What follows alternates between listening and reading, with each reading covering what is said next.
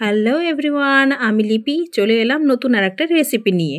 আজকে বানাবো authentic handi mutton recipe. তা আমি কিভাবে বানাচ্ছি ফার্স্ট টু লাস্ট তোমাদের সঙ্গে শেয়ার করতে চলে এলাম। পাশে থাকো, সাথে থাকো, এভাবেই তোমাদের স্বাদ আমাকে এগিয়ে নিয়ে যাবে সামনের দিকে। Welcome back to my channel লিপি সিম্পল ব্লগ। সকলে কেমন আছো? নিশ্চয়ই ভালো আছো, আর আমিও কিন্তু ভালো আছি। তো এইভাবে একবার বানিয়ে দেখবে, খেতে দুর্দান্ত লাগে। একবার হলেও বাড়িতে বানাবে, ছোট থেকে বড় সকলেই পছন্দ করবে, আঙুল চেটেপুটে খাবে। তার জন্য আমাকে নিয়ে নিতে হবে মাটন, আর তার সাথে রয়েছে সরঞ্জাম।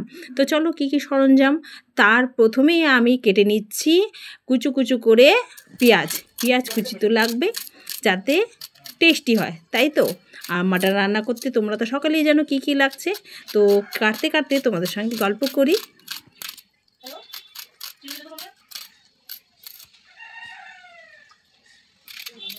একবার হলেও এইভাবে একবার ট্রাই করবে বন্ধুরা, দুর্দান্ত স্বাদের এই মাটন রেসিপি। তো চলো দেখা যাক কী করে করছি।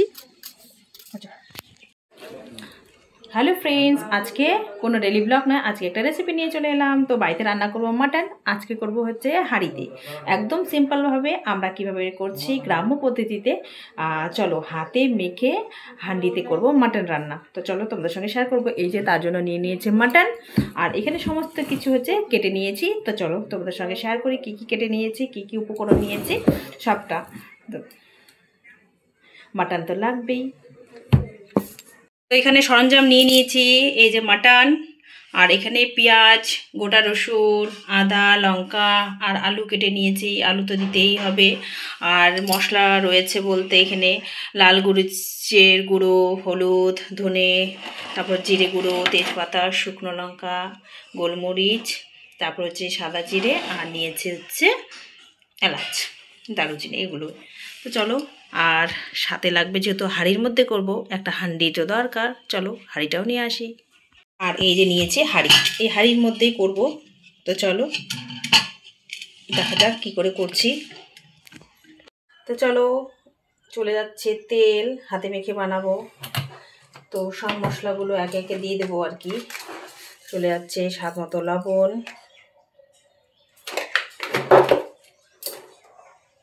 তারপর চলে যাবে হলুদ। এটা দিয়ে মেখে রাখি, তাহলে লবণটা ভিতরে ঢুকে যাবে।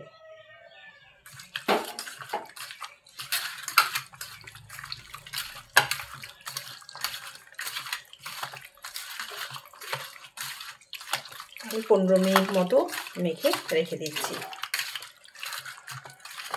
হাতে মেখে করবো, একবারে বসিয়ে দেবো।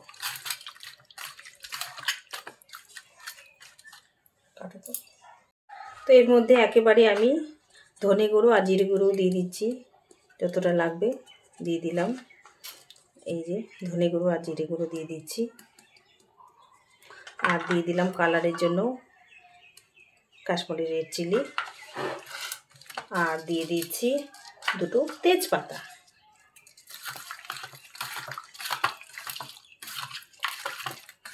তখন মেখে সাইডে রেখে দেবো।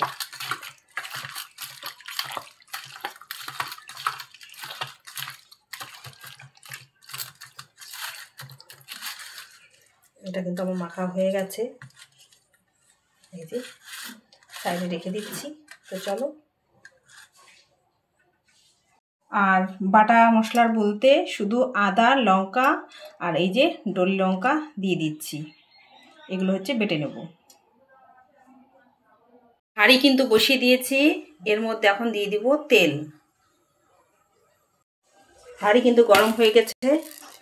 সাদা জিরে, তারপর শুকনো লঙ্কা আর একটু দিয়ে দিলাম। এর মধ্যে দিয়ে দিচ্ছি সেই আলুগুলো।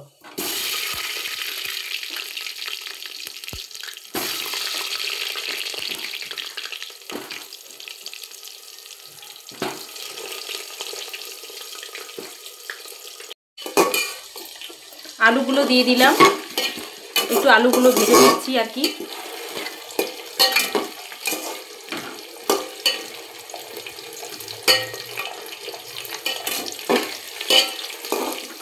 একটু ভাজা ভাজা হয়ে গেলে তারপর পেঁয়াজ আর টমেটোটা দিয়ে দেবো। তো এর মধ্যে এখন এই পেঁয়াজ কুচিগুলো দিয়ে দেবো।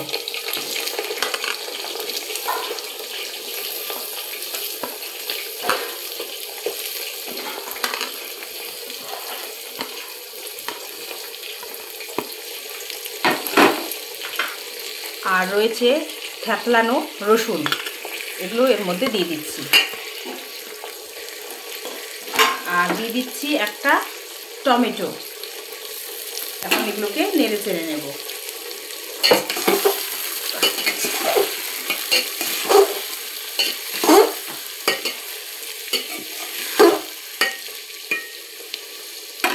এর মধ্যে দিয়ে দিচ্ছি একটু লবণ, তাহলে মজে যাবে।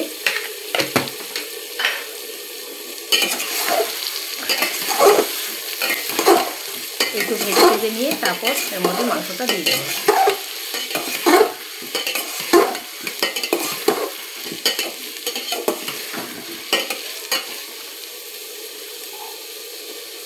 এর মধ্যে একটা গোটা রসুনও দিয়ে দিচ্ছি।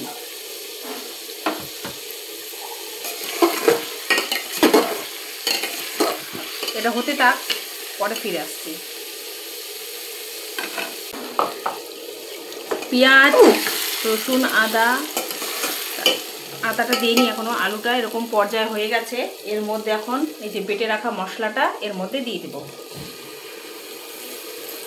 দিয়ে নাড়ি চাড়িয়ে দিচ্ছি। মশলাটা হালকা মতো কষিয়ে নিয়ে তারপর মাংসটা দিয়ে দেব। তখন মাংসের মধ্যে হলুদ দিয়েছি, তবু আরেকটু এখানে দিয়ে দিচ্ছি।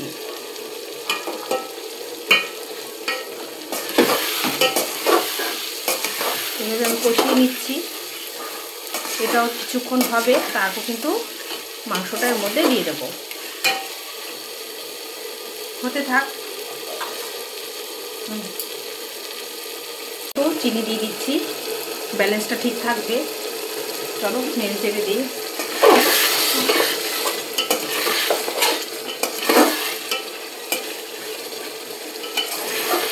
মশলাটা মোটামুটি কষিয়ে নিয়েছি। এর মধ্যে এখন এই ম্যারিনেট করা মাংসটা এর মধ্যে দিয়ে দিই। যেহেতু হাঁডির মধ্যে হবে তাই কিন্তু এটা হতে থাকবে। আর মাটন একটু সেদ্ধ হতে একটু সময় লাগবে, তো দিয়ে দিলাম, নেড়ে চেড়ে দিই।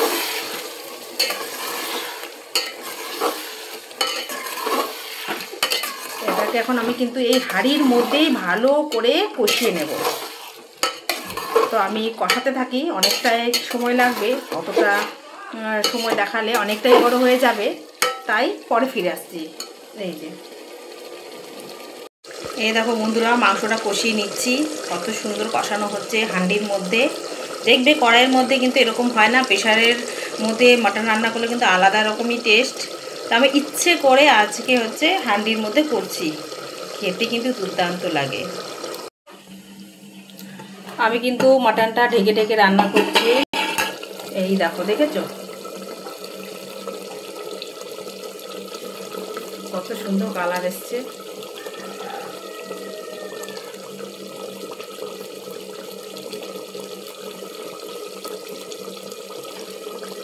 আলুগুলো পুরো সিদ্ধ হয়ে গেছে।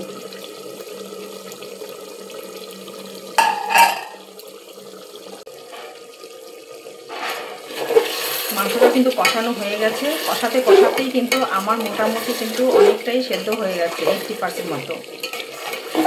আর একটু জল দিয়ে সেদ্ধ করে দেবো, তাহলে কিন্তু আমার হয়ে গেছে। আর এদিকে কিন্তু গরম জল বসিয়ে দিয়েছি, হতে থাক। আর দেখেছো কতটা তেল ছেড়ে দিয়েছে মাংসের মধ্যে থেকে। জানি না কতটা বোঝাতে পারছি। দারুণ হয়েছে কিন্তু হাঁড়ির মধ্যে। তোমরা একবার কিন্তু ট্রাই করতে পারো, অবশ্যই ভালো লাগবে। ভালো কেন, দুর্দান্ত লাগবে খেতে। এর স্বাদ ভুলবার নয়। অবশ্যই তোমরা একবার ট্রাই করবে এইভাবে। তো এই যে মাটন কিন্তু আমার হয়ে গেছে। এখন হচ্ছে নামিয়ে নেব, নামিয়ে তোমাদের সঙ্গে শেয়ার করছি, দাঁড়াও। আমার রেডি হয়ে গেছে হান্ডি মাটন। তো আজকের রেসিপি কেমন লাগলো অবশ্যই কমেন্টে জানাবে। আর গার্নিশের জন্য আমি একটু ধনেপাতা দিয়েছি, দেখতে যাতে সুন্দর লাগে।